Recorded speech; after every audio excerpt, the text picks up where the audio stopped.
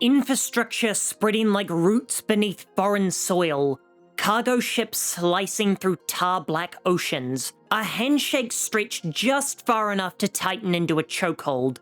Death Stranding 2 isn't rebuilding connections anymore, it's exporting them, reshaping its message into a colonial conquest where digital unity becomes domination. The chiral network, once a promise of renewal, now exposes the thin line between bridging communities and binding them.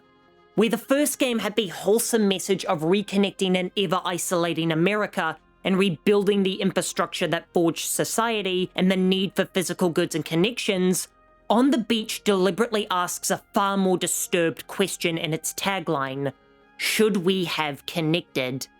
Because the premise of the second game is far more disturbed, at least on a subtextual level. The main quest is about expanding the chiral network into Australia and incorporating it into the UCA system. This is, for all intents and purposes, digital colonialism. To the game's credit, it recognises this. In fact, it's the whole reason Sam and the Magellan crew are sent in place of an expedition, so that the UCA doesn't appear hostile and approach with an overwhelming force to integrate Australia into their system. But it doesn't so much matter who does the expansion when the end result is the same.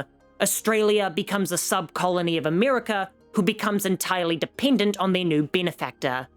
See, the reason this is digital colonialism is because America has a monopoly on the internet.